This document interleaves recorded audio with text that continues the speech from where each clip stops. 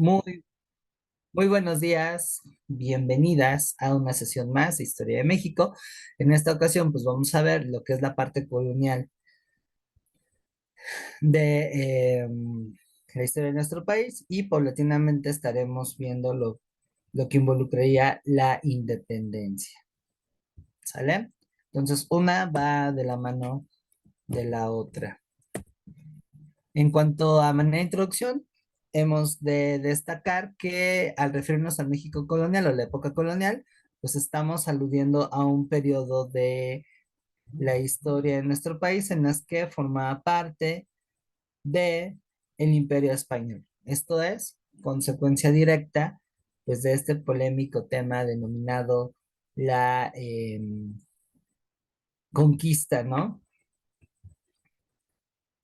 Entonces, cabe señalar que aquí van a formularse una serie de aspectos, condiciones y características que van a formar parte de lo que hoy somos como mexicanos. Aquí pudiera ser que estaríamos recuperando aspectos que continúan en la actualidad y que son nodales en la constitución de nuestra sociedad, desde aspectos políticos, por ejemplo, el continuar con la fe hacia ciertos líderes, incluso López Obrador se ha beneficiado de eso, hasta aspectos económicos, ¿no? La incorporación de la ganadería, de cultivos como el trigo, que bueno, son fundamentales, ¿no? Cuando vamos a la despensa que compramos arroz, trigo, carne, y esa es una contribución que van a tener los europeos hacia lo que más adelante vamos a ser nosotros. Y socialmente, pues ahí tenemos la diversidad. Ustedes y yo somos hijos de ese proceso. Nuestra sangre, pues, tiene mil vertientes y un montón de raíces. No solamente es blanco y negro.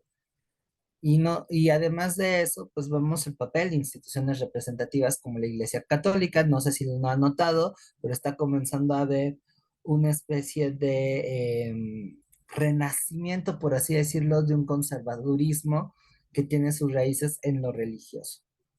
Por ahí no sé si han escuchado de un tal Eduardo Verastegui, un señor que en su momento fue actor, cantante. Bueno, ahorita es una de las personalidades que están otra vez agarrando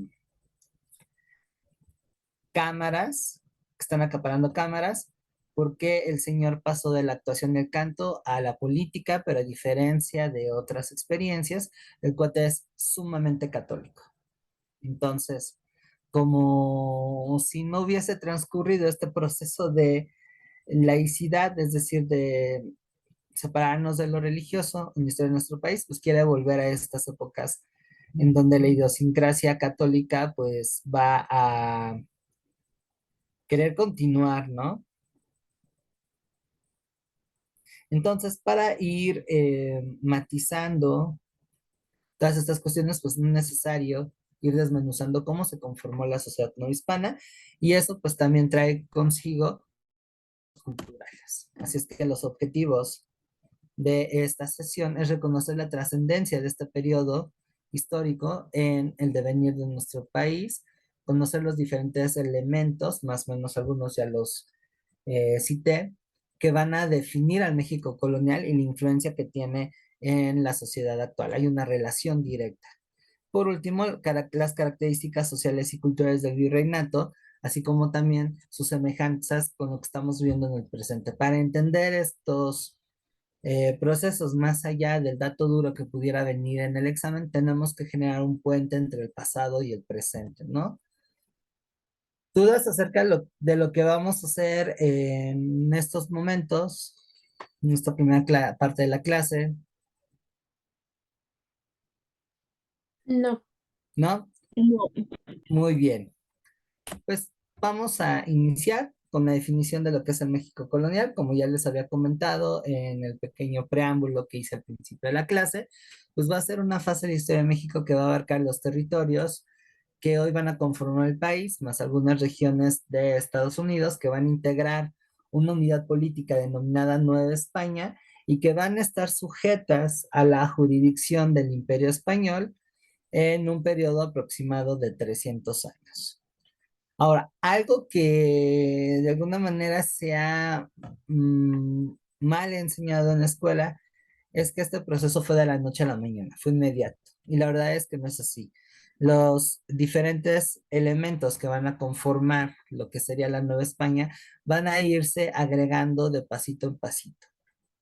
De hecho, tenemos un inicio un tanto sencillo, que es producto de la invasión europea y de la posterior alianza y negociación que van a tener con los señoríos indígenas de la zona para paulatinamente hacer una gradual expansión hacia el norte y hacia el sur, como lo vamos a ver, ¿no? Entonces, el núcleo de lo que sería el virreinato, pues va a ser esta conquista, que ya vieron que no es tan básico ni tan sencillo hablar de conquista, que se va a dar en los cacicazgos y señorías indígenas del centro y sur de México. Eso va a ser aproximadamente en un periodo de pocas décadas del siglo XVI. Ahí yo le puse 5 años, pero en realidad fueron más. Posteriormente, las expediciones de exploración, conquista van a ir extendiéndose hacia el norte a puntos tan lejanos como la Alta California, hoy parte del suroeste de los Estados Unidos, y en el sur hasta Chiapas. Y no se quedan ahí. Posteriormente hubieron otros recorridos en los que va a expandirse incluso hacia Centroamérica. ¿Sale? Entonces, bueno, este mapa está un poquito impreciso, faltarían ahí algunas cosas, no es tan cierto, pero lo que sí es que la Nueva España fue un territorio grandísimo, grandísimo. Y en un primer momento su organización política va a estar a cargo de los conquistadores. Estos conquistadores van a ser conocidos como encomenderos, es decir, van a ser van a tener una serie de privilegios especiales. Em, digamos, la hegemonía de la corona española sobre estas nuevas tierras a través de estos personajes va a ser muy vulnerable. Así que después ahí de una serie de problemáticas políticas en donde se le restó poder a esa primera generación de conquistadores, va a haber un reordenamiento político que va a cimentarse en lo que se conoce como virreinato, que es una estructura política más centralizada, mucho mejor organizada, en la que va a estar dirigida por un funcionario elegido directamente por la corona española, que va a tomar el nombre de virrey. Este virrey no va a tener un poder absoluto, sino va a ser una especie de gobernante, y el titular pues va a ser parte de la aristocracia española. Si bien algunos pobladores locales de origen español, famosos criollos que más adelante vamos a ver, van a involucrarse en la alta esfera política, no van a tener tantos privilegios como aquellos que vienen de España. Sale que eso va a ser una característica palpable. El virreinato, pues bueno, va a ser una organización vertical en la que el virrey va a tener las principales funciones políticas, militares y administrativas, y que va a estar apoyado por la Real Audiencia de México, una especie de consejo o de conjunto de personas notables que van a tener roles de tribunal de justicia, saben, son una especie como de jueces, una Suprema Corte, también van a funcionar como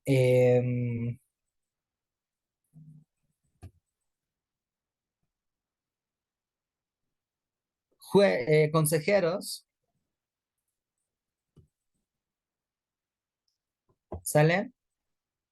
Y además van a ser espías del rey español, es decir, le van a notificar de las acciones del virrey al monarca para tenerlo controlado, ¿vale? Esto con el fin de mantener una cierta titularidad y que esos funcionarios no hicieran, pues, relajo y medio, no se salieran del área de autoridad de la corona, no les disputaran ciertos elementos, ¿sale? Entonces, ¿dudas hasta aquí?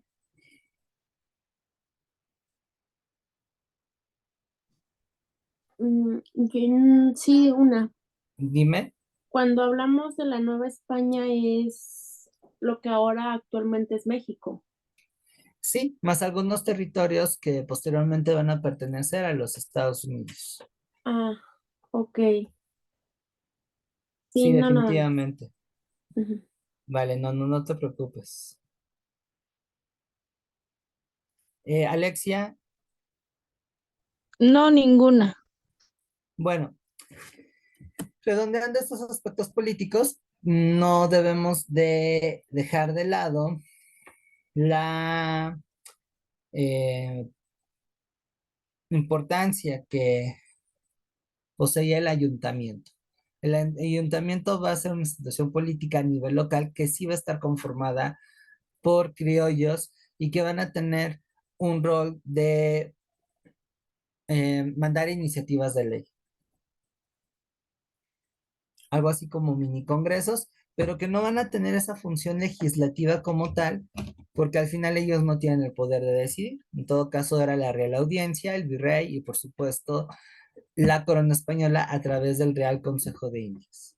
Ellos nada más eran como, nos organizamos y creo que a nuestra ciudad le hace falta fuentes. Entonces le enviaban ese aviso a la audiencia, al virrey, quienes dictaminaban si era cierto el que ellos necesitaran de ese beneficio y en caso de que sí, lo turnaban al Real Consejo de las Indias, al rey y a sus consejeros para ver si sí era cierto. Si el rey considera de, no, sí es cierto, esa ciudad necesita fuentes, entonces otra vez volvían de rebote esa iniciativa de ley, ¿no? O sea, estoy hablando que estamos haciendo referencia a una estructura política muy escalonada y bastante burocrática, que priorizaba los intereses de los españoles y en general de la gente blanca. O sea que no es una cuestión representativa como la que quizá hoy estemos viviendo. Y pongo entre comillas porque ustedes sabrán que la democracia mexicana tampoco es algo netamente real, ¿no? Hay intereses de por medio. Pero aquí estaba peor. Aquí por lo menos era más honesto porque era abierto. Aquí no te vendían el engaño de tienes derechos. O sea, sí, pero no, y siempre en criterio de lo que decía la corona.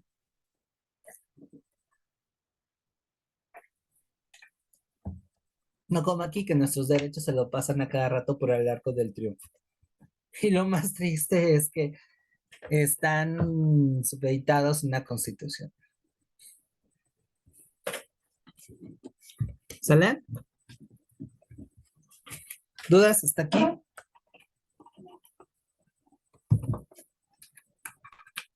No. ¿No? No. Bien, ahí está. Den un segundito que creo que ya estaba fallando mi cable de la lap, entonces ya se había perdido la alimentación y mi pila interna ya fue. Entonces, si no tengo conectada la pila externa en mi computadora, se apaga. Pues bueno, ya se solucionó. Bien, si no hay dudas con lo político, que bueno, esto es muy general, nos vamos al económico. Y aquí es en donde se pone interesante el asunto porque la economía novohispana, que como se darán cuenta es un territorio bastante grande, difícil de gestionar, pues va a traer un potencial, una potencial garantía de riqueza. Y pues estos cuates no vinieron a trabajar, vinieron a hacerse ricos. Recuerden quiénes arribaron a estas tierras, no eran personas que venían de estratos privilegiados de la sociedad española, eran gente marginal, y no lo digo en un sentido peyorativo, que buscaba en estas tierras oportunidades de riqueza, de reconocimiento, mismas que en su lugar de origen, pues no estaban con la posibilidad de obtener, ¿no? Así es que bueno, ya después del dominio territorial, van a ver que hay cuatro actividades económicas que van a ser fundamentales para la riqueza que va a generarse en este virreinato. La más importante, y esta casi siempre es pregunta de examen, es la minería. Esa es la actividad económica más importante de la Nueva España. Después, la agricultura, en menor medida el comercio. Ustedes saben que los españoles tenían una idea muy estricta de lo que es la actividad comercial, llena de impuestos y esas cosas. Y por último, la manufactura, que sería algo así como la abuelita de la industria.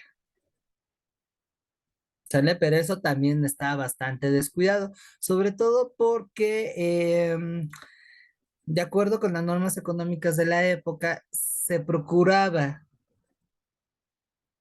proteger el alcance comercial español, es decir, que no hubiera una competencia directa entre lo que se producían en las colonias y virreinatos con lo que se hacía en España, de tal manera que fuera más posible que se consumiera lo español. Esto implicaba que habían leyes que impedían que ciertos productos aquí se generaran o que hubieran relaciones comerciales entre los diferentes virreinatos y colonias españolas. ¿Sale? Entonces vamos viendo poco a poco qué onda con esas actividades.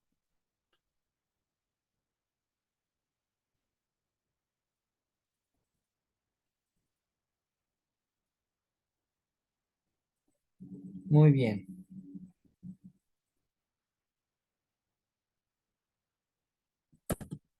En cuanto a la minería, esta va a tener sus principales bases en ciudades como Pachuca, Real de 14 y Guanajuato. Puntos que hasta la fecha siguen teniendo esta tradición o fama de, pues, producir objetos que tienen que ver con minas, ¿no? No sé si alguna vez han ido a Guanajuato. Yo nunca, pero sí lo he visto en fotos. Y se ve claro cómo hay callejones que te llevan por ahí a subterráneos. O sea, sí se nota ese pasado minero de Guanajuato. Otro tanto sucede con Pachuca. Ahí sí he tenido la oportunidad de estar cuando era niño. Y Real de 14 es otro tanto, ¿no? Si esto lo vinculamos a la parte de geografía, vamos a notar que por esas zonas todavía sigue habiendo una actividad minera de importancia, pero la que destaca sobre todas va a ser Zacatecas. Zacatecas ya desde la época colonial va a ser un enclave importante de producción minera, específicamente plata. Si hoy lo conectamos con la producción de plata que existe en el país, se sigue manteniendo Zacatecas como la primera región que explota ese recurso. Si nos vamos más al norte, por ejemplo, Sonora, Chihuahua, Durango, también vemos eh, una actividad minera incipiente, ¿no? Y eso no es algo nuevo, desde la colonia se había dado de esa manera. O sea que el país pues, no está tan tirado al catre. No de a gratis, la Nueva España era la joya del Imperio Español. ¿Sale? Y bueno, para concluir esta parte, reitero la plata como principal recurso minero. Ese era el sostén de la economía novohispana. Así es que cuando la plata comienza a perder valor, más otros factores, pues la economía novohispana también ya no tenía ese potencial. Comenzaron a haber crisis. ¿Hay alguna duda, pregunta, comentario?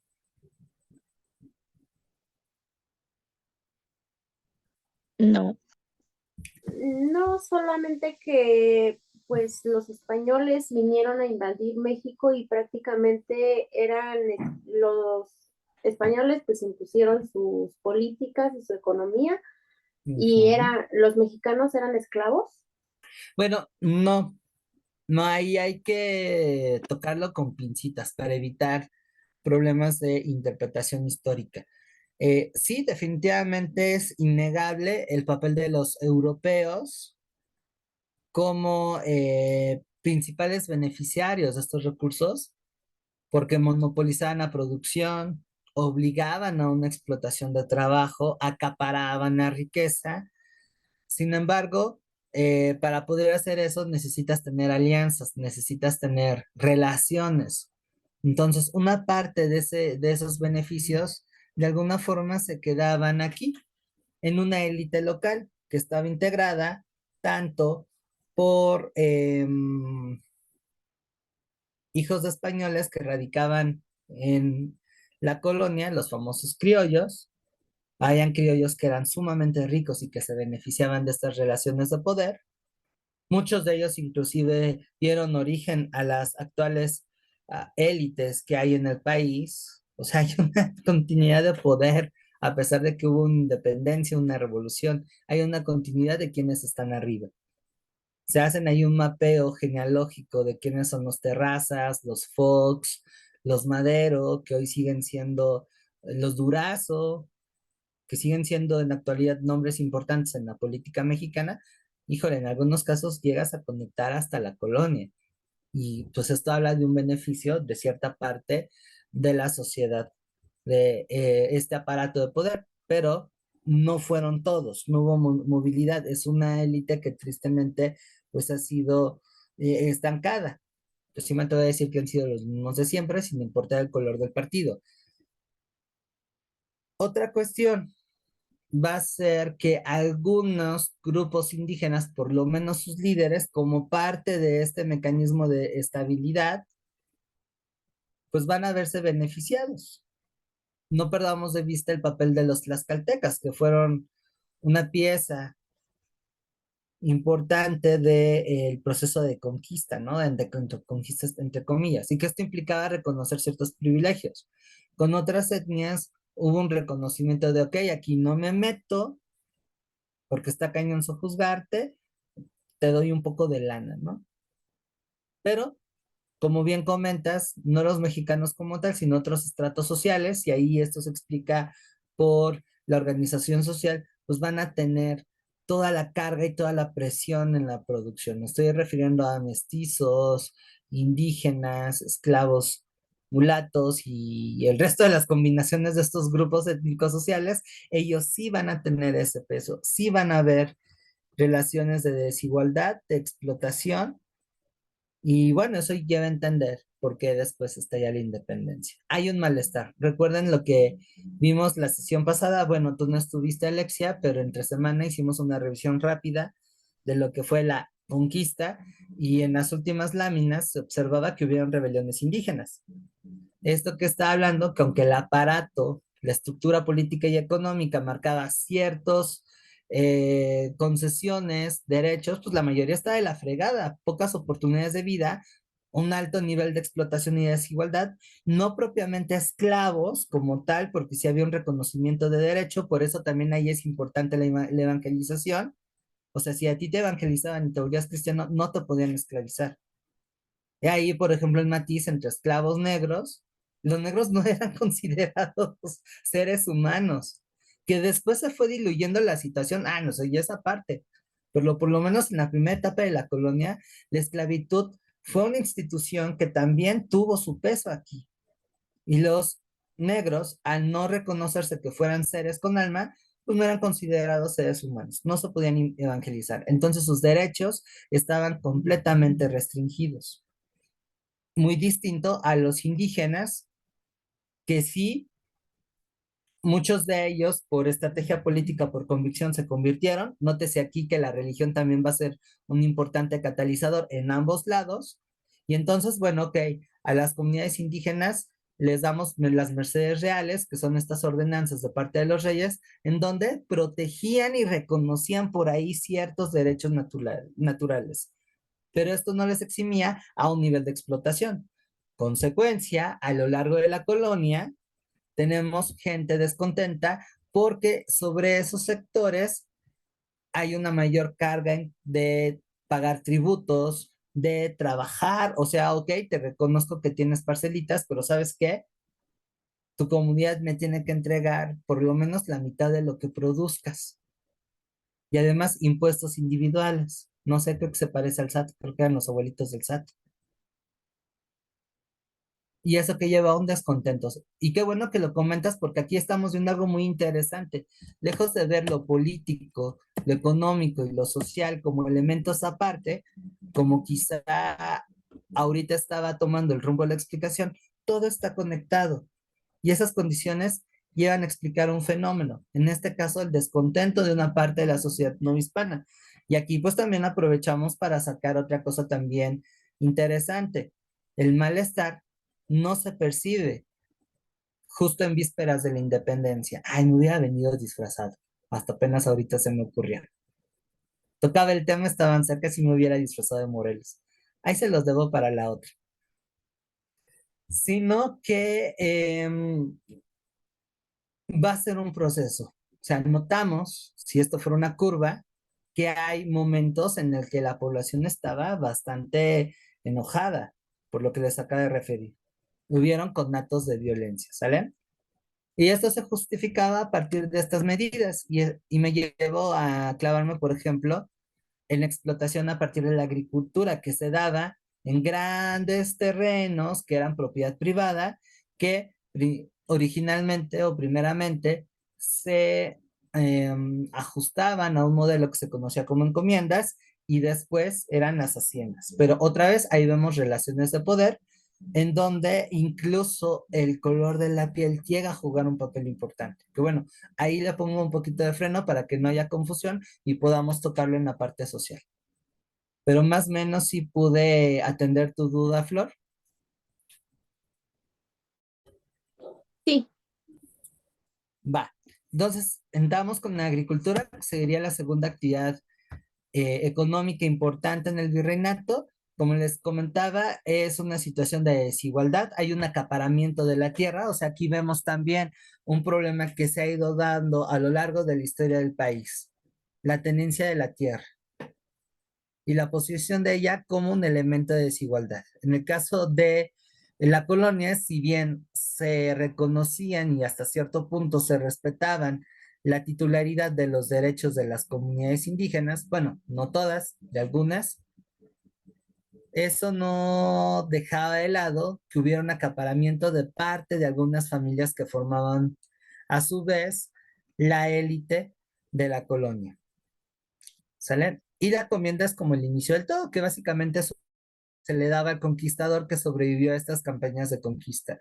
Y el trato era el siguiente: la corona cedía a perpetuidad esos terrenos a cambio de que el encomendero le diera lo que se conocía como el quinto real, es decir, la quinta parte de lo que producían tus terrenos se iba al rey español. Y además, tú tenías el compromiso de evangelizar a los indígenas que estaban a tu servicio, que a veces eran aldeas completas. Obviamente esto involucraba que hubiera una sobreexplotación, hubieron encomenderos muy manchados y entonces eso derivó en un malestar. Como la encomienda comenzaba a darle un poder de más a estos primeros habitantes europeos de la Nueva España, va a haber una reforma y traeremos la hacienda. De tal manera que voy a ir seccionando esos superlatifundios en propiedades más pequeñas y se las voy a conceder a una familia.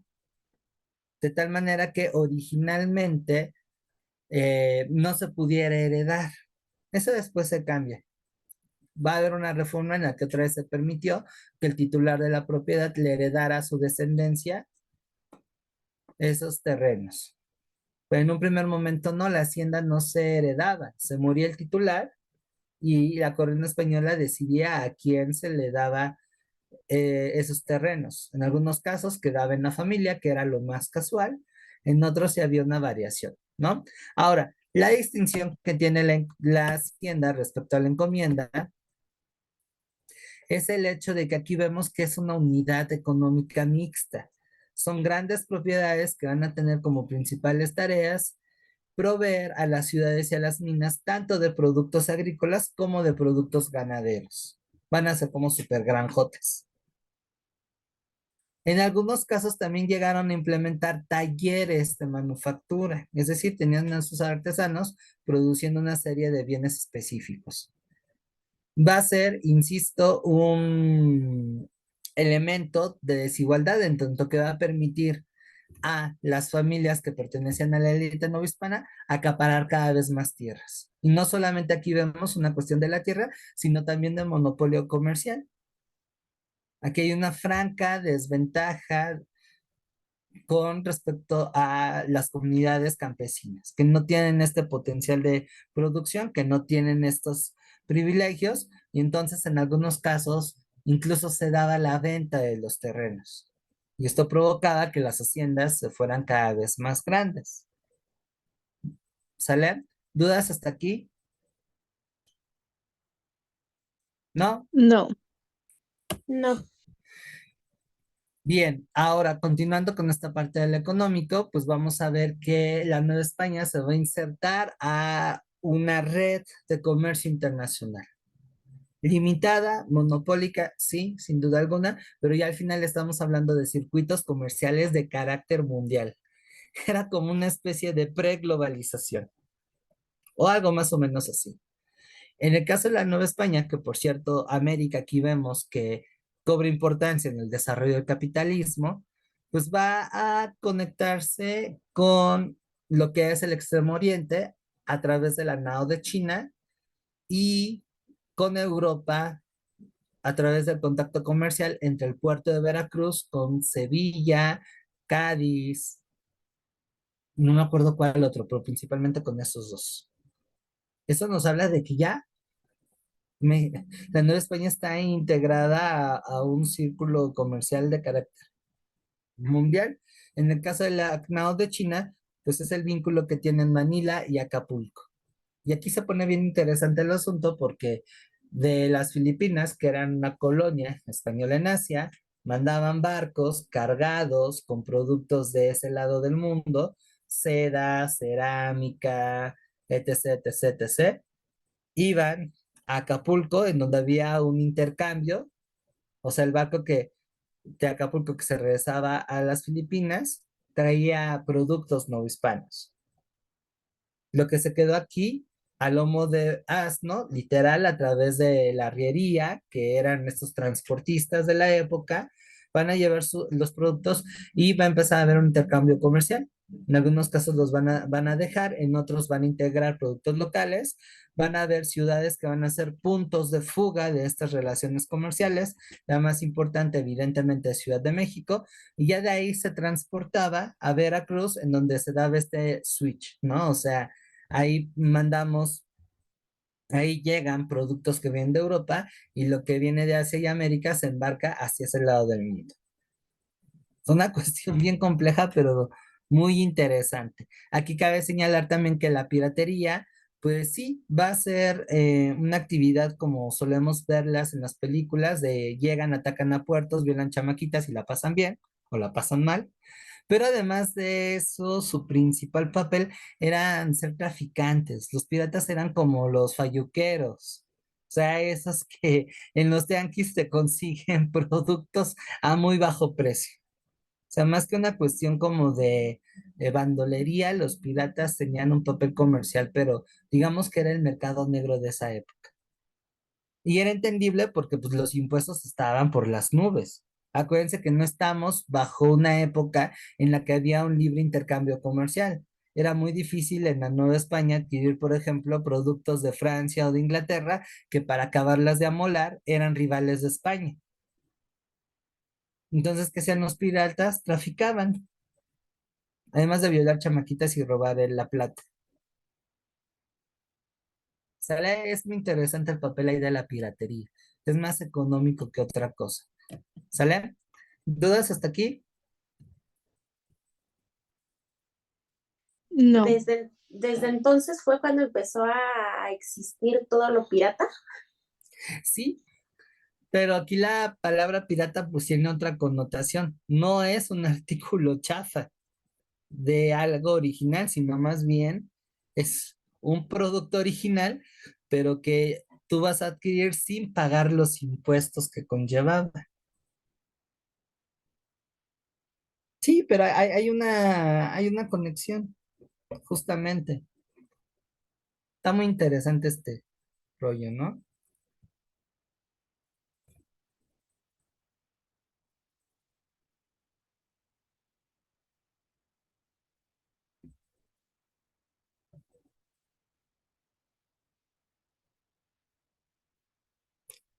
¿Sale? ¿Dudas hasta aquí?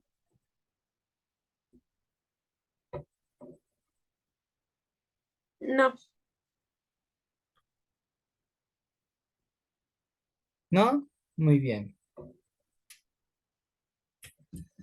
Ahora sí, vámonos a lo social, que también es una cuestión bien interesante y compleja también. Ese es el reto que tiene el periodo colonial, que no es tan sencillo ni tan básico como a veces solemos entenderlo. Trae muchos matices que vale la pena tomar en cuenta, ¿no? Y en el caso de la constitución de la sociedad no hispana, pues no se escapa.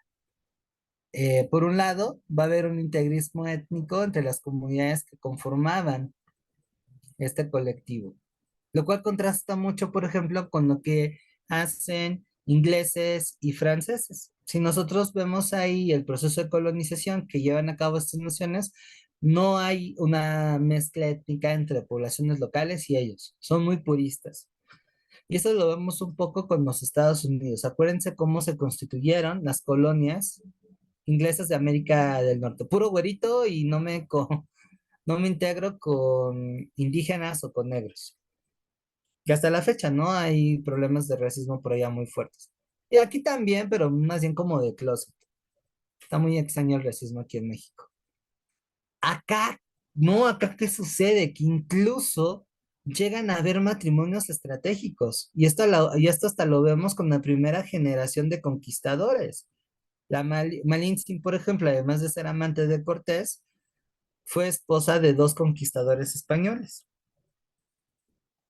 El mismo Cortés que va a practicar matrimonios, va a aceptar casarse con la hija de tal cacique, con la hija de Moctezuma, y eso implica generar alianzas. Y les reconocían sus derechos de nobleza, pero así como se da este integrismo que implica también sustentar un orden dominante, hay por otra parte una separación. De tal manera que la discriminación y el racismo eran en esa época pues el pan de cada día. Cuestión que, insisto, continúa hasta la fecha, pero bajo otros mecanismos. En donde lo vemos muy comúnmente es en el lenguaje. Ahí yo noto que es en donde está el racismo en la sociedad mexicana actual y que es heredera directa de las relaciones de poder y de la discriminación que hubo en la colonia. Un ejemplo muy claro es el caso de la palabra naco.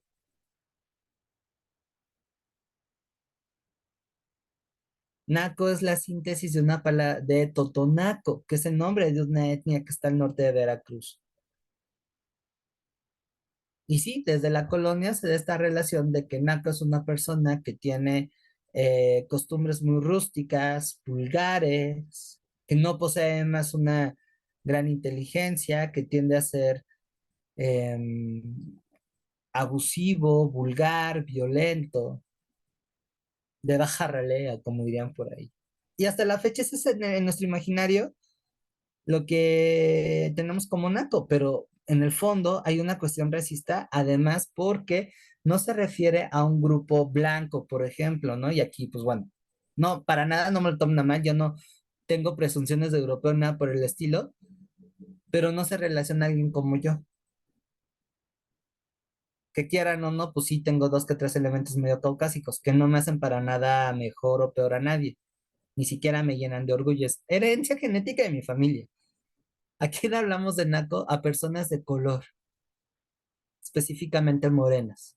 Otro elemento en donde se da esta distinción es en la palabra indio. Ay, no seas indio. Y otra vez viene la conexión del que es una persona de baja condición, vulgar, que incluso no vale la pena, morena. O sea, es importante destacar estos elementos del racismo que se forman en la Nueva España porque al final se siguen manteniendo en la actualidad. Y tienen una conducta enorme, o sea, incluso ustedes véanlo en lo cotidiano, o sea, si se suben al micro, a la combi, y ven una persona morena con un porte así medio de barrio, tatuajes, en automático, ¿qué te dice tu imaginario? Aguas, porque este güey nos va a asaltar. Y no respondemos de la misma manera si vemos a una persona de tez blanca que tiene esos mismos elementos. Tatuado, con un corte así como de cantante de reggaetón, pantalones desaliñados. Si una persona güerilla no tiene esos elementos, perdón, si una persona güerilla tiene esos elementos, tenemos menores sentimientos como de alerta que alguien que es moreno. Un tercer, un tercer caso, güerito. No sé, sí les ha tocado irse al mercado y ahí hay tres palabras que dominan. Amigo, ahí todos somos amigos de todos. O sea, la fraternidad universal es en el mercado y más en la sección de comida. Pásale amigo, pásale amigo, pásale amigo, pásale amigo. Y hasta lo hacen a una velocidad impresionante. Y güerito. No importa el color que seas, pásale güero, pásale güero, pásale güero, güero, güero, güero, güero, güero, güero. Y también a una velocidad de trabalenguas. Ah, por eso me gustan mucho los mercados. Por ese folclore cultural. Pero ahí pasa algo bien interesante. Aunque no tengas el color de piel que corresponda al güero o güera, te llaman así. ¿Por qué creen?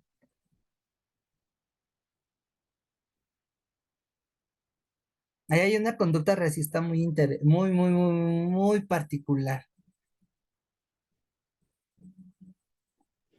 Para no discriminar a nadie.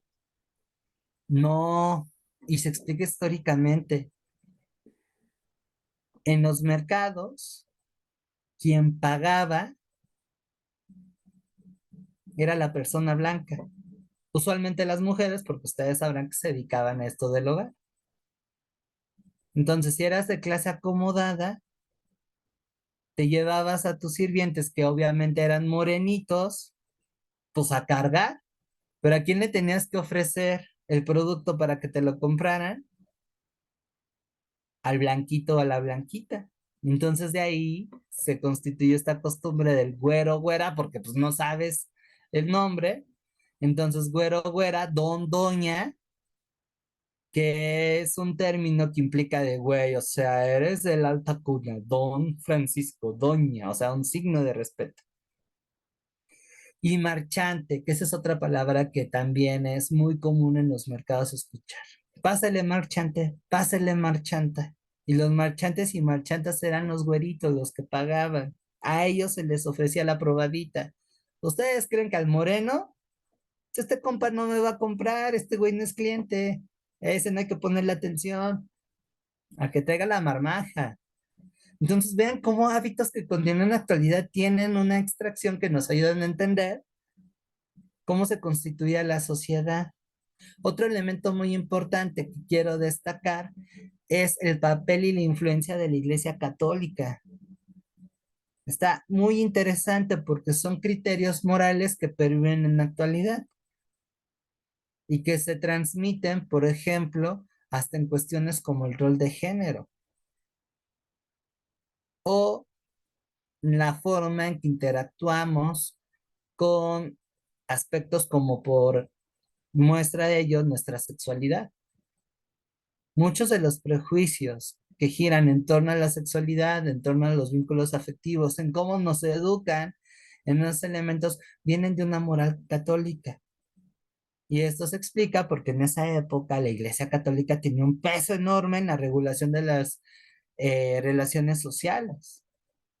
Entonces, a partir de estos criterios cristianos, la parte festiva que, por ejemplo, tenían las comunidades indígenas africanas y que se transmitían en el baile o en una experiencia más abierta de su sexualidad, ellos lo asumían como pecado. Y entonces, en consecuencia, además de que la iglesia de alguna forma dominaba la educación, que no era abierta como hoy se pretende, pues trae consecuencia que la sociedad con el paso del tiempo se vuelva conservadora, se vuelva mojigata. Aunque también hay algo muy interesante, hay espacios de resistencia. Entonces, eso está muy padre. Y un ámbito en donde podemos resaltar esto es a través de las leyendas. La Llorona, que es de lo más famoso y popular. Ese drama Habla de un matrimonio no reconocido entre un español y un indígena.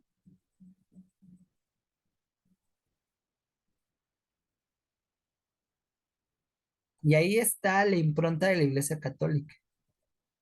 Otra cuestión es, por ejemplo, el cómo se entiende a los géneros, el rol de género. Y otra vez, parte de una cuestión tradicional que todavía continúa hasta la fecha. El hombre proveedor, la mujer que se queda en casa atendiendo a la familia y las máximas aspiraciones que deben de tener ambos es cumplir con esas funciones. Y ahí lo que le da peso es el matrimonio. Se ha relajado, pero todavía existe cierta presión social que viene desde esta época. Yo lo veo con mis amigas de mi edad, yo tengo 35 y aquellas chicas que son madres solteras, divorciadas o que no tienen hijos, si llegan la de, ya te estás quedando vieja, que a mí, por ejemplo, me resulta muy molesto que hagan esos comentarios. ¿Para cuándo? Como si la máxima sea un matrimonio pensado en términos tradicionales, ¿no? O el máximo de una mujer sea tener hijos. Y está el peso. Ay, es que ya te estás quedando. Ya deberías de bla, bla, bla, bla, bla. No es culpa de sus familiares, no es culpa de esas personas, es toda una estructura ideológica en donde la Iglesia Católica tiene un papel muy importante. Y esto es completamente aparte a las creencias que pueda haber, que puedan tener, ¿no? Yo mismo como varón, aunque no tengo la misma presión, también he experimentado esos comentarios. Ah, ya llevas mucho tiempo sin novia, ¿para cuándo te vas a quedar? O mira, aplícate porque en algún momento vas a ser proveedor o tienes que ser proveedor, cabeza de familia, ¿no? Es de lo que más he llegado a oír. Y yo nada más para hacerlos enojar les he dicho, oigan, ¿y si quiero ser el amo de casa? ¿Y si yo quiero ser el que tiene el delantal, qué? ¿Me hace menos hombre o qué? Entonces, miren cómo entendemos el mundo y desde dónde parte, y cómo se ha ido manifestando. No es muy importante también esta cuestión de las costumbres, la moral, la forma en cómo nos llevamos los unos a los otros y de qué manera ciertas instituciones van a ir incidiendo. En la actualidad, por ejemplo, ¿quiénes serían aquellos colectivos o figuras que de alguna manera influyen en nuestras relaciones sociales? Para hacer un poco de analogía.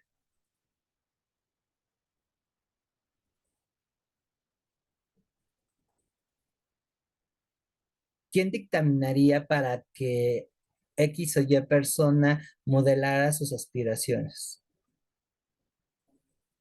En su momento fue la Iglesia Católica y pretende recuperarlo. Por eso actualmente hay figuras bastante conservadoras que quieren tomar el poder. Aguas con esas gentes.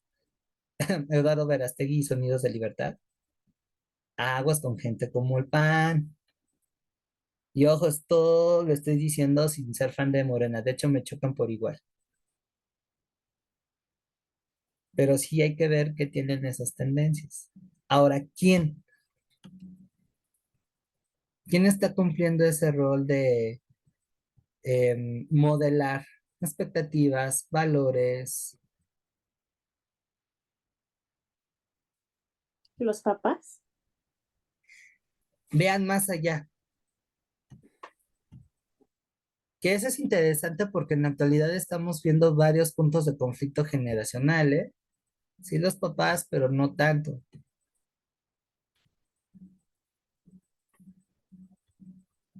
El presidente del país. No tanto. No, no tiene tanto poder el güey. A pesar que se a sus mañaneras, no, le falta. Aunque tiene ganas, pero le falta el chavo. La misma población. Ajá, pero ahora sí que desde dónde De nuestro entorno, queda en nuestro entorno.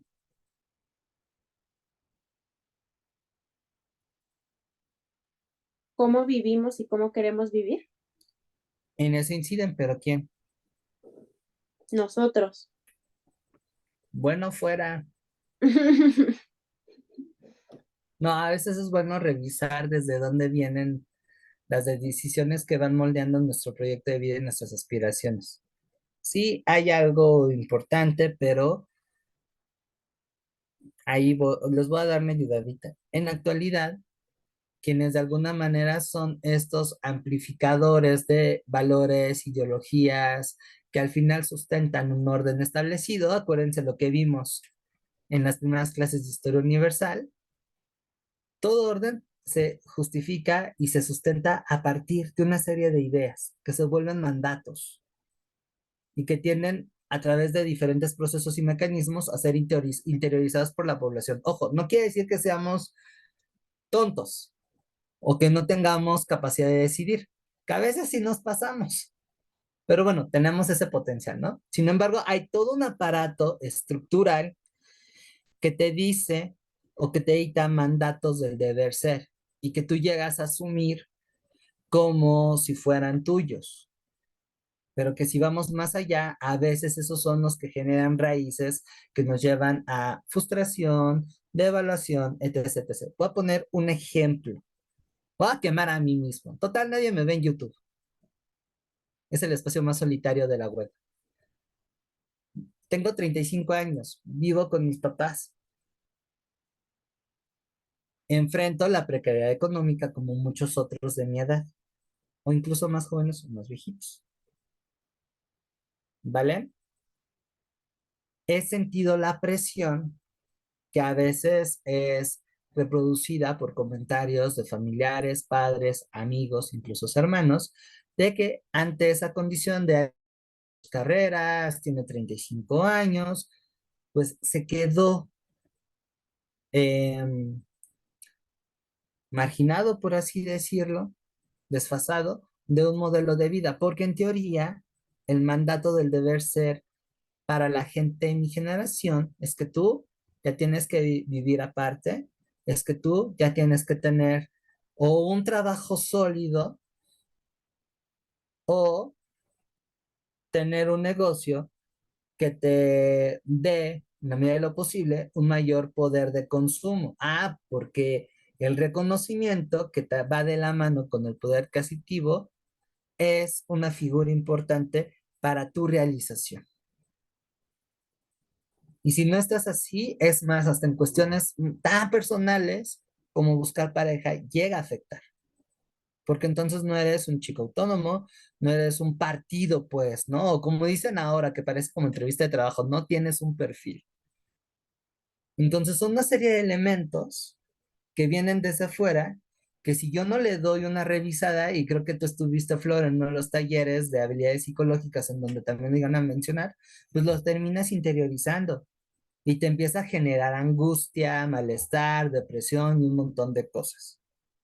Si yo no le hiciera esa revisión, me compro esa idea y asumo que soy un fracasado, porque no tengo estos elementos del deber ser. Pero realmente vienen de mi parte. No, hay toda una estructura que te condiciona o te determina a que tengas ese modelo, a que lo adoptes.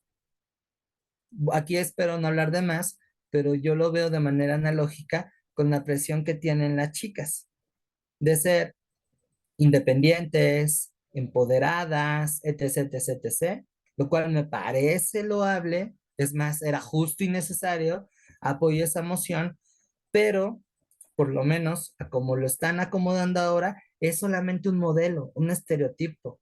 No va en realidad a las condiciones particulares ni a las aspiraciones o propósitos de vida de cada mujer. El que, por ejemplo, quiera ser madre y realizarte una licenciatura, no está divorciado. El que quieras tener un matrimonio y una vida de hogar, como por ejemplo la tuvieron la generación de mis padres, de mis abuelos, no está peleado con esta idea de empoderamiento femenino.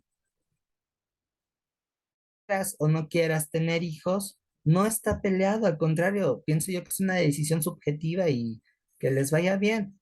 Pero ¿qué sucede a partir de estos parámetros que vienen, por ejemplo, de medios masivos de comunicación, de influencer? Eres en tanto que te acoplas a una serie de valores externos. En el caso de las chicas, ¿no? hay un empoderamiento, pero viene la paradoja de seguirte sometiendo a estereotipos de género. Además de trabajar, atender, realizarte, güey, tienes que comer fitness porque la lonjita sigue siendo como un pecado capital para ustedes.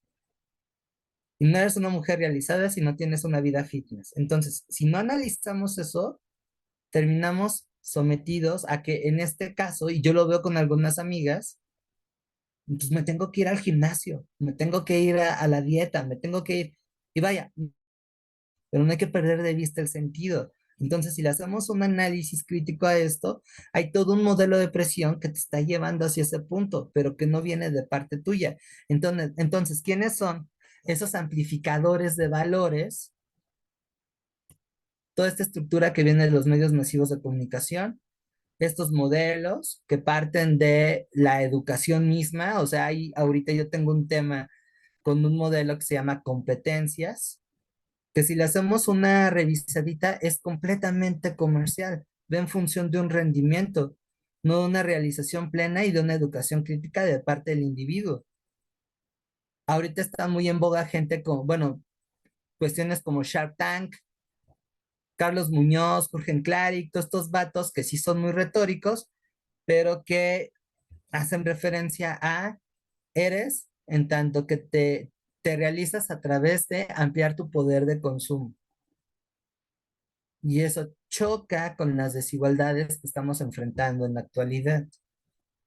Choca realmente con propósitos vitales y te estás poniendo de pechito para incluso no tengas tiempo de poder descansar como se debe, porque estás bajo estos aparatos. Y reafirma un orden social existente que a su vez justifica desigualdades y te niega como individuo. Entonces, eso sucede en el siglo XXI. Vean quiénes son estos pilares ideológicos. Por eso es importante revisar desde dónde vienen las ideas y cuál es su finalidad. No quedarse solamente con un elemento superficial. En este lado, ¿quién va a tener eso? La Iglesia Católica. Un Dios, un Salvador, y no es de a gratis que por eso la Iglesia Católica en la colonia pues, tenía un montón de beneficios y privilegios. Era también hasta banco, poseía propiedades, porque reafirmaba a través de la ideología el orden que está establecido. Y eso, bueno, se hereda hasta nuestros días.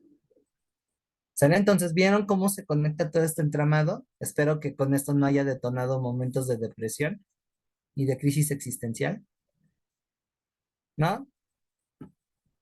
Bien, aquí está más o menos cómo se jerarquiza la sociedad y lo que justifica los beneficios y el reconocimiento social. Tenemos como principal elemento el origen.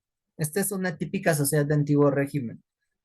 Españoles, le hace gente blanca, provenientes de España, entre más güeritos mejor, porque los mismos españoles son una sociedad tremendamente diversa, van a ocupar los principales cargos de la administración, del ejército y de la iglesia. Y van a ser los principales acreedores de estos beneficios sociales y económicos. Algunos de ellos no van a escapar de sus mujeres, se las van a traer. La calentura es mucha. El viaje en el mar duraba bastante tiempo. Hay que desahogar una serie de cosas y bueno, pum, no existía Prudence, así es que tenían hijitos. Entonces, estos españoles americanos o criollos van a seguir formando parte de una cierta cúpula privilegiada, pero aquí vamos a ver que hay límites. Al nacer aquí, les va a impedir ocupar cargos de relevancia en el ejército, en la administración, en el gobierno. Sin embargo, si eran integrados, si aún tenían ciertos beneficios. ¿Ok? Pero bueno, no todos estaban contentos con esto y por eso vemos que un importante grupo de criollos van a estar a favor de la independencia. Otra vez, la conciencia de que ellos nacen en este país les va a llevar a asumir de que tienen derecho de participar de una manera más activa en él. ¿Va? Ahora, les había comentado que por diversas condiciones vamos a tener una mezcla étnica, principalmente entre españoles e indígenas. Aquí ya comienzan a haber señales más fuertes de discriminación. Ellos van a ya formar parte de una fuerza más masiva de trabajo, para comenzar a enfrentar desigualdades, pagar más impuestos. Por ley no van a tener ciertos beneficios, aunque todavía van a existir posibilidades de, pues no movilidad, pero sí mejoría. Pongo el caso de Morelos. Morelos era, ay no, pues este cuate era casta, porque era entre mulato y mestizo. Entonces ese cuate sí era de chile, mole y pozole. Pero por su inteligencia y por tener un pariente que era español, no recuerdo bien si era su abuelo o su tío, o los dos. O sea, tenía sangre española al final, a pesar de que era medio mulatón el güey. Eso le permitió acceder a la Universidad de San Nicolás, allá en Morelia, y poder formarse como sacerdote. Y en esas épocas y durante buena parte de la historia de México, ser curate, la verdad es que materialmente te resolvía la vida. Y hasta la fecha, vean cuánto han escuchado a un padre vivir en la pobreza total o sufrir la precariedad. Chin, ya se me va a acabar mi contrato, tengo que renovar con la Sagrada Mitra. No, y creo yo todavía en el interior de la República, aquí Alexia me desmentirá, los curas siguen teniendo bastante influencia. ¿Sí? ¿Sí sigue habiendo ese clásico, Alexia? ¿De cuál? De los...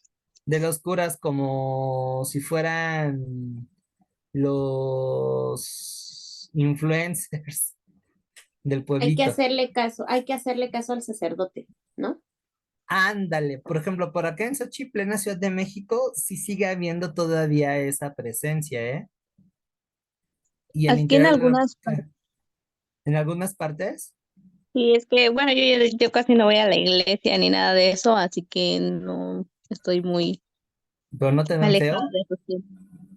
No, Ay, qué o sea, si bueno. vas a una misa católica eres bienvenida y todo, pero, o sea, cuando ya son muy apegados a estar constantemente ahí, pues sí, pero cuando pues no, pues no importa si vas o no vas, o lo haces o no lo haces.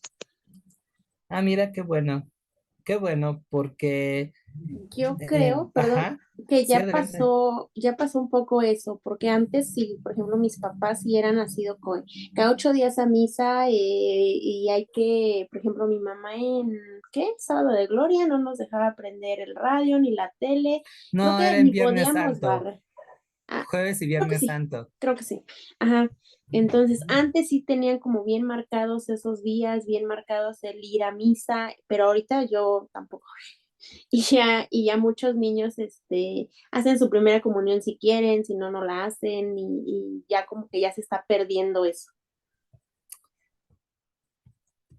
Afortunadamente yo lo veo como un avance, pero no hay que negar que tristemente sí sigue habiendo mucha influencia. Y ojo, no es contra la religión en sí, no es contra las creencias de las personas. Me parece que al final, pues es razonable, ¿no? Quien quieras creer. La bronca aquí es cómo te manipulan a través de la religión. Flor, Sí, yo creo que yo ahorita mucha gente se dio cuenta que ya la iglesia es un negocio. Entonces se ha alejado de la iglesia porque ya se dio cuenta de eso. De hecho, en algunas otras religiones es más claro. O sea, la iglesia católica todavía lo trata de disimular, pero en algunas otras sí es más claro que ya es más negocio que la religión. sí, y espero que no me censure YouTube por lo que voy a decir. Y reitero, esto va en completo respeto de las creencias particulares de cada uno, porque al final te manipulan y te estafan. O sea, tal vez no seas religioso, pero eres partidario de una organización política y por ahí también. te están sableando, ¿no? Eres fan de determinado grupo de rock o determinado estilo musical y te venden casi, casi hasta, no sé, mira, el cuaderno de niños de tal artista, y ahí va uno, aunque al final no implica nada, ¿no? Pero a lo que voy es eso, ¿no? Y yo lo noto mucho con las iglesias evangélicas. Insisto, no es un ataque hacia la fe de las personas, sino a la deshonestidad con que se ocupa la religión. Tengo un hermano que es pentecostés, bueno, mi hermano el de medio es pentecostés, afortunadamente no es tan fundamentalista, pero sí tengo otros amigos que son cristianos y que literal, o sea, ya a mí que me gusta el rock pesado, un poco las leyendas y esas cosas, si me ven con determinados símbolos, para ellos, es el demonio, ¿no? O sea, piénsatela, tu alma. O sea, yo que me asumo como agnóstico, que no cree en Dios, eso no quiere decir que no tengo una espiritualidad. Sí me han dicho, es que sabes que te vas a condenar. Yo que, por ejemplo, he defendido cuestiones como el aborto, como el reconocimiento a la diversidad sexual, entre otras cosas, sí me han dicho, es que te vas a ir al infierno. A mí, yo que estoy en una postura que va más hacia una justicia social, hacia una equidad, a pesar de que ellos son jodidos o clase medieros, sí justifican, o sea, sí están con esta idea de que el pobre es pobre porque quiere y y lo sustentan por medio de la Biblia, por medio de la religión. Entonces es relevante y por eso me gusta este tema, que el poder religioso en ningún momento se tiene que conjuntar con un poder público. El diezmo, claro, las ofrendas. Y cuando uno ve hacia dónde va ese dinero, dices, güey, o sea, estás manteniendo a un flojo mientras tú te estás partiendo el 10 de mayo. Tantita madre, por favor, de todos modos tuve que decir esa palabra. Y tú Sí, de yo seguro. conozco una que todavía Ajá. da el diezmo, pero pues siguen todavía. Mira, y no lo veo errado si eso implica una cooperación para satisfacer los bienes de la comunidad, porque en ese entendido me parece que sí es conveniente, oye, si estamos formando un colectivo, ese colectivo tiene necesidades materiales, pues a todos nos tocan, ¿no? Es como, no sé, si formaras parte de un club, pues obviamente eso genera gastos, y tú al formar parte de ese grupo, tienes que entrarle con tu parte. Pero ya que hayan otras sacadas de dinero para, no sé, que el pastor tenga un traje de 5,000 pesos, o el lugar en donde hacen sus rituales religiosos, una pantallota que vale más que lo que yo he gastado para formarme como universitario, pues ahí sí dices, espérate, ¿no? O sea, aguanta, creo que ninguna religión que realmente se preocupe por el bienestar de sus feligreses debe de tolerar que te mates de hambre mientras el otro güey come manjares 3 veces al día y se va de vacaciones a Europa, ¿no?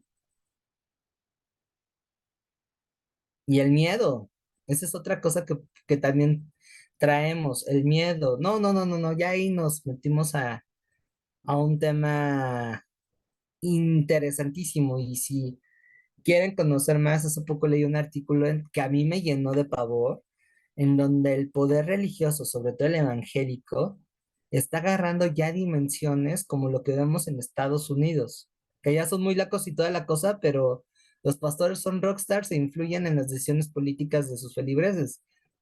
Y eso han sido una pieza clave en el ajedrez de gente como Trump. Imagínense qué peligroso.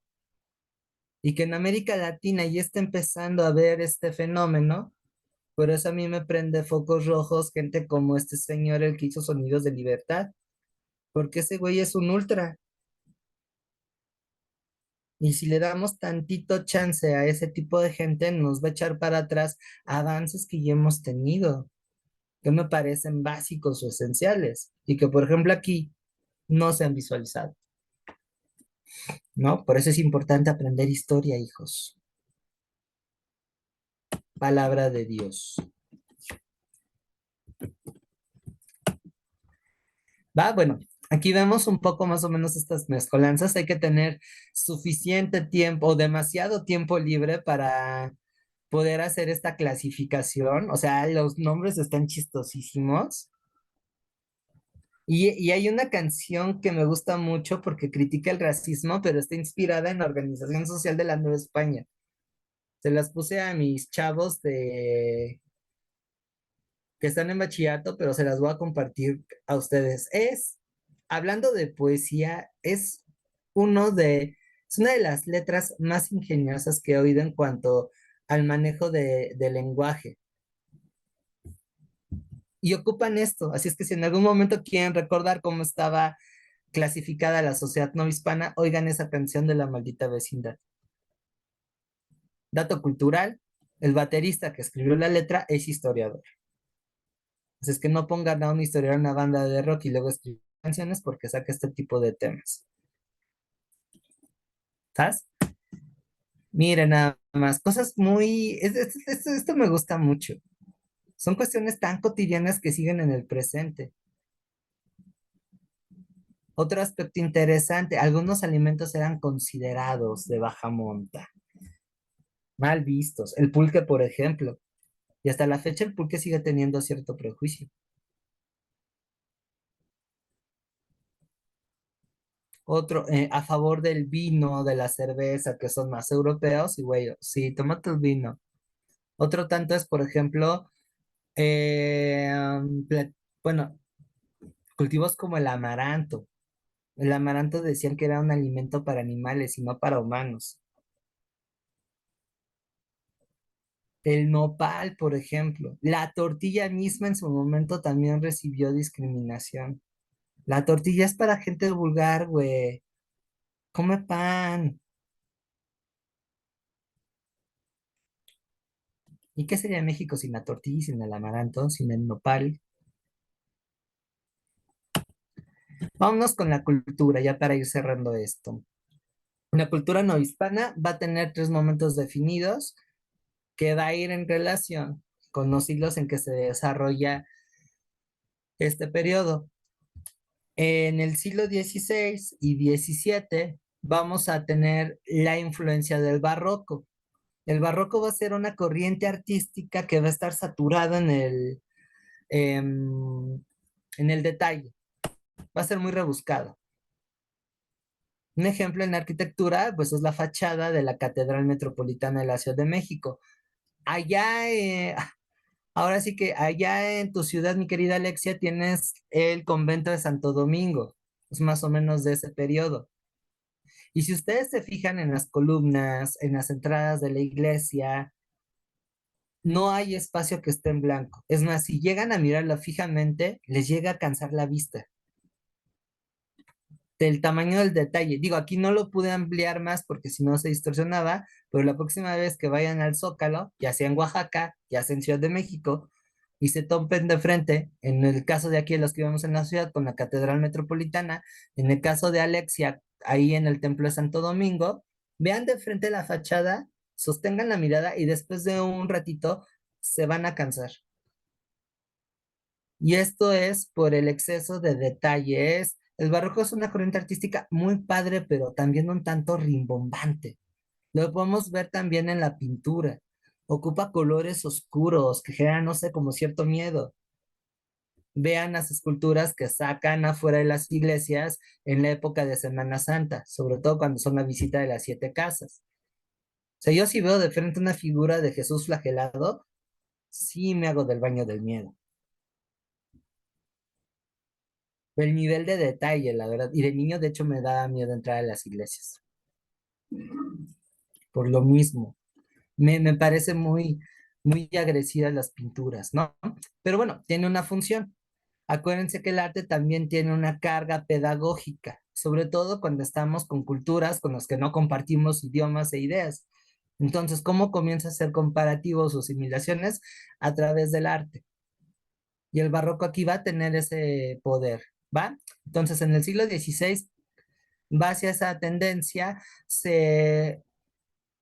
fundan colegios como Santiago Tlatelolco, am, está también el Colegio de Vizcaínas, la Real Pontificia Universidad de México, que es el antecedente de la UNAM, entre otras cosas, ¿sale?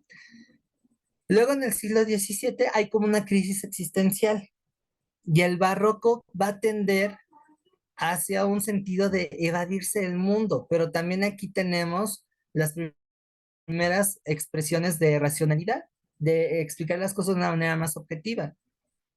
Aquí, bueno, pues va a estar dominado por dos tendencias que vamos a ver en literatura, el conceptualismo y el culteranismo. Spoiler, Góngora Quevedo.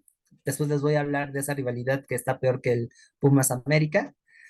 Y dirían por ahí, es una churrada de filosofía y letras, una volada que para qué les cuento.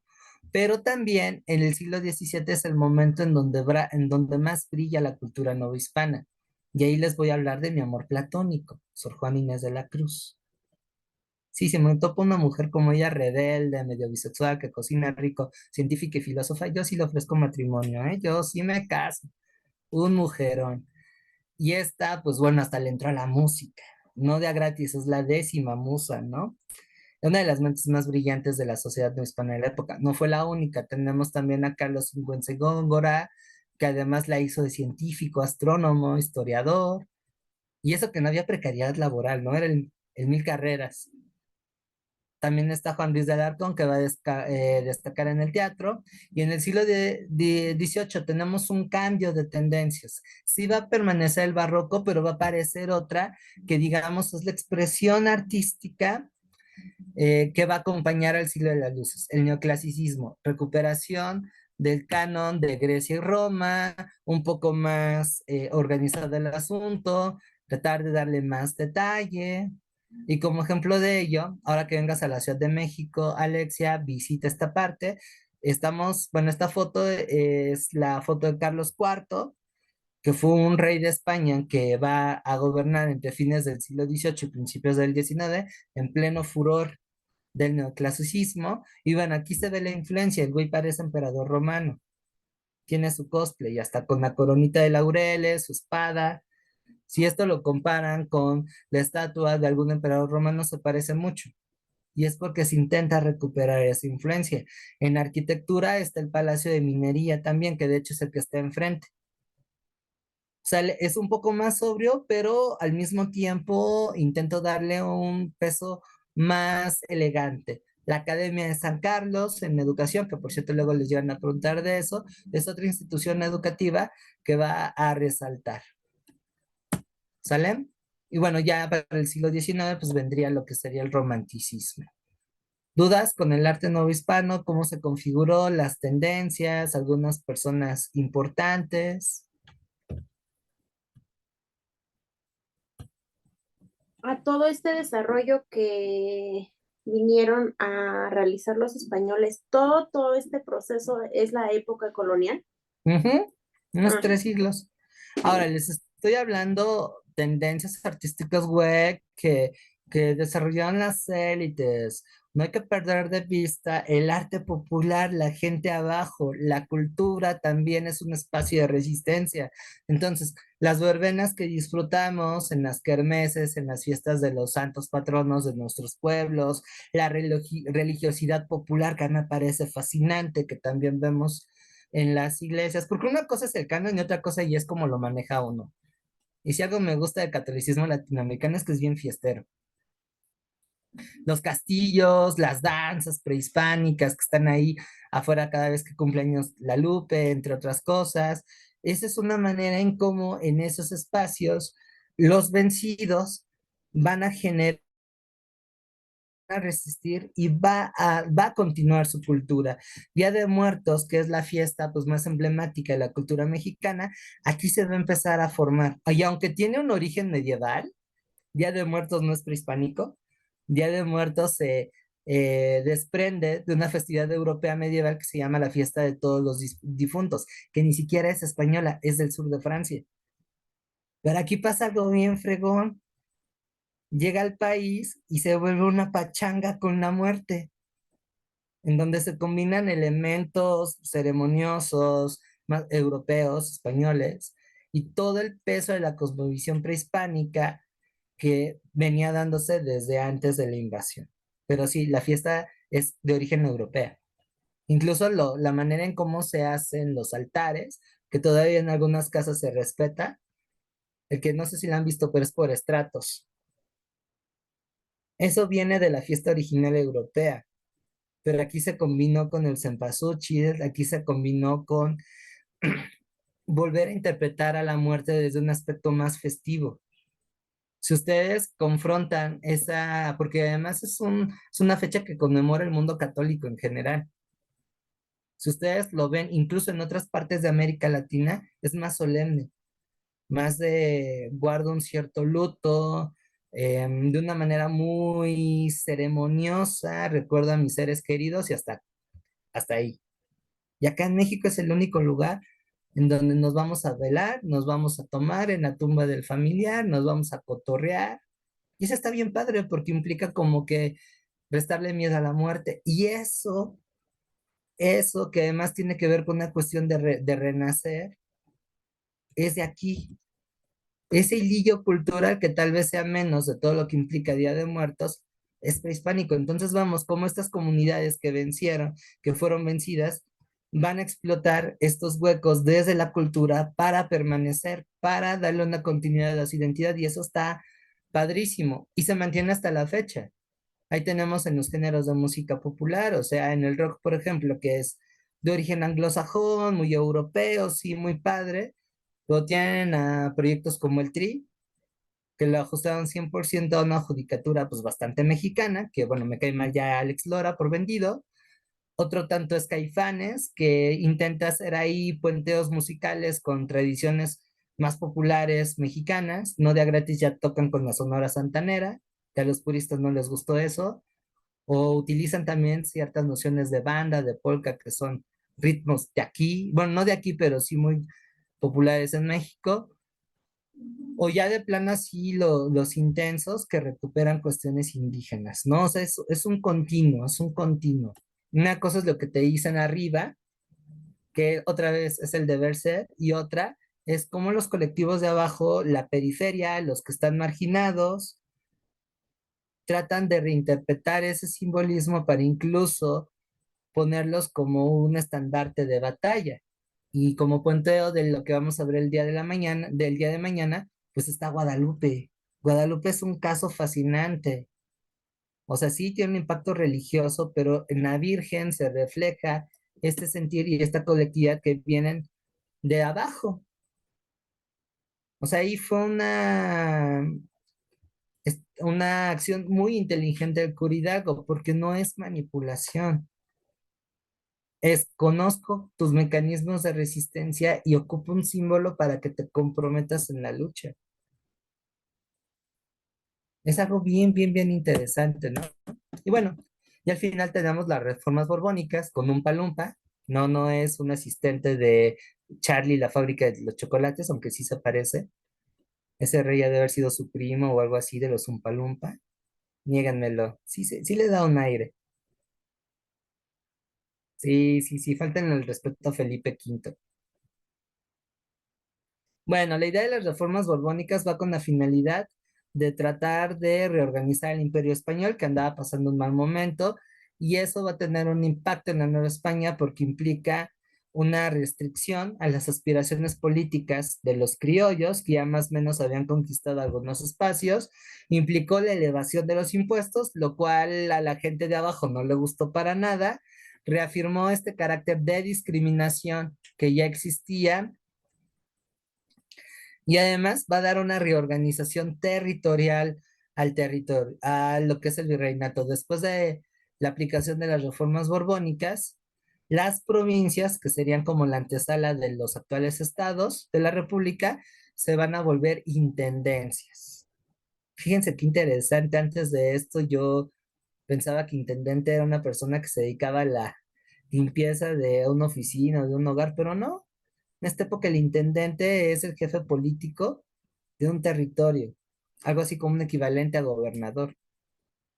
¿Sale? Entonces, bueno, aunque confieso que este tema no es de mis favoritos, tiene lo suyo, tiene lo suyo. Y las reformas borbónicas pues nos van a conectar con lo que es independencia de la Nueva España. ¿Va? Entonces, bueno, si quieren saber un poquito más, están estas referencias y no sé si hayan dudas, preguntas, comentarios,